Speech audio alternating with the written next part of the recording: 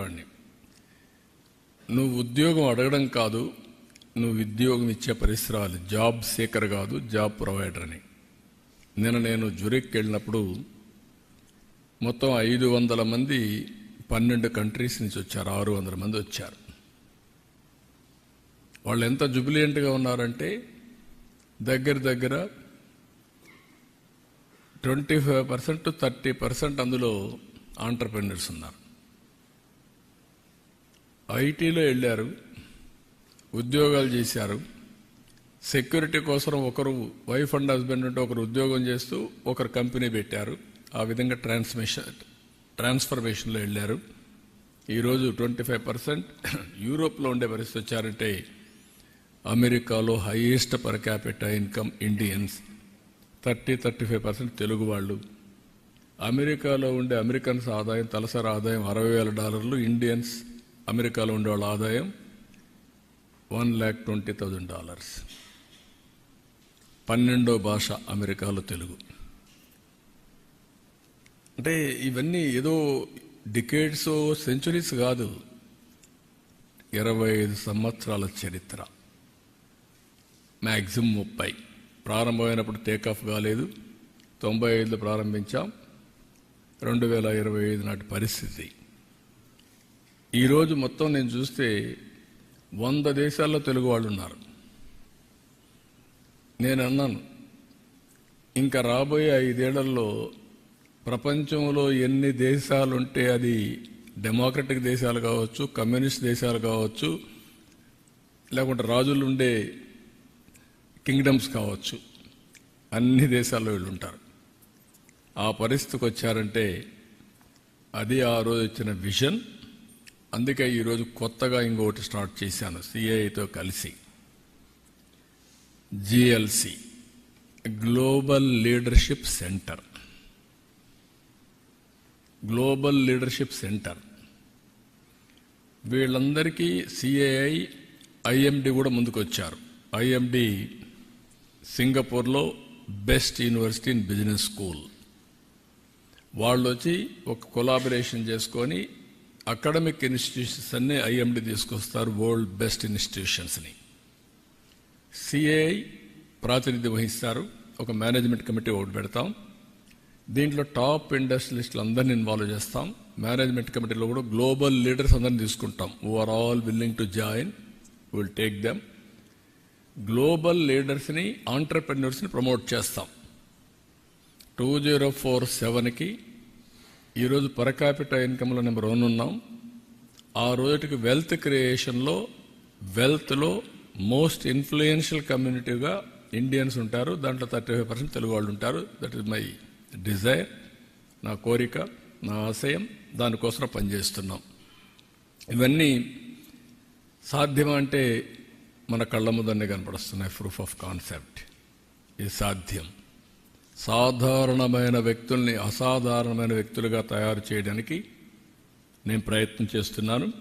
అది జరుగుతుంది. దానికి ఈ ఆర్గనైజేషన్ ఎస్టాబ్లిష్ చేస్తున్నాం. అమరావతిలోనే ఈ కన్వెన్షన్స్ అన్నీ ఉంటాయి. గ్లోబల్ లీడర్షిప్ ఫోరం కన్వెన్షన్స్ ఇక్కడ ఉంటాయి. డిఫరెంట్ కంట్రీస్లో చాప్టర్స్ ఉంటాయి. సిఐఏ కూడా ఇన్వాల్వ్ అవుతుంది. ఇద్దరూ కలిసి దీన్ని ప్రమోట్ చేసి అటు కార్పొరేట్ గవర్నెన్స్, పబ్లిక్ గవర్నెన్స్లో రాణించే విధంగా లీడర్షిప్ను తయారు చేసి ఫ్యూచర్ ఛాలెంజెస్ని సమర్థవంతంగా ఎదుర్కోవడానికి ఏ విధంగా తయారు చేయాలో ఆ విధంగా తయారు చేస్తాం. దీనివల్ల ప్రపంచానికి సర్వీస్ అందించడానికి భారతదేశం ఒక హబ్గా తయారవుతుంది. మీరు ఈ విషయం గుర్తుపెట్టుకోవాలి.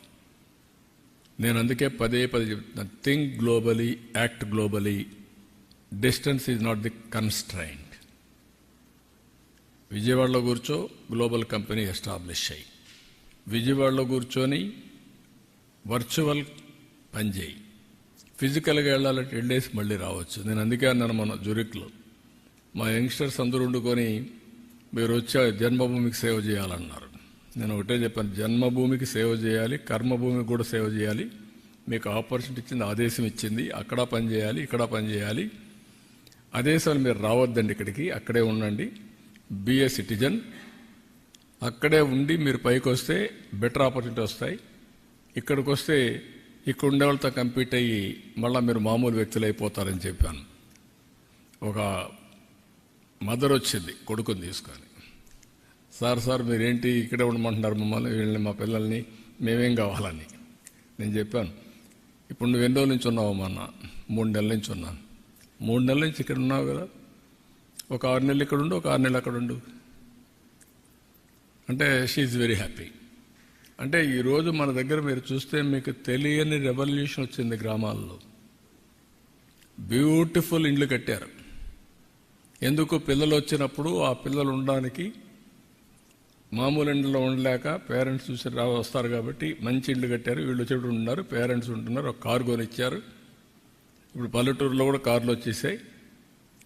చాలా హ్యాపీగా ఉండే పరిస్థితికి వచ్చారు. ఇక్కడికి వచ్చినప్పుడు దావోస్ అంటే ఒక మిత్ ఉంది అందరికీ. ఎన్ని ఎంఓయూలు చేశారు, ఎంత డబ్బులు వచ్చాయి, ఇది ఒక మిత్. ఇది అంటే ఇన్ ది సెన్స్ ఇక్కడుండే ఎంఓయూలు అక్కడ పోయి చేసుకోవాల్సిన పని లేదు. Davos is a place for networking. ప్రపంచంలో 4 రోజులు ప్రపంచం అంతా అక్కడికి వస్తారు. కంట్రీ హెడ్స్ వస్తారు,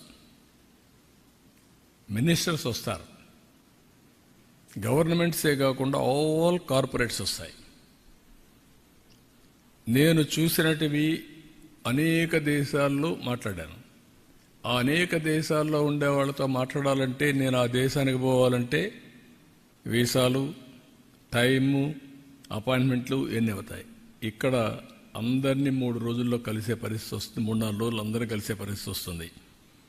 ఈరోజు మీరు చూస్తే 3 కంట్రీస్ కలిశాను. 27 బయోలాటరల్ మీరు చూస్తే డిఫరెంట్ కంట్రీస్లో వరల్డ్ బెస్ట్ కంపెనీస్ అన్నీ కూడా సీఈఓలు అందరూ వచ్చి కలిశారు.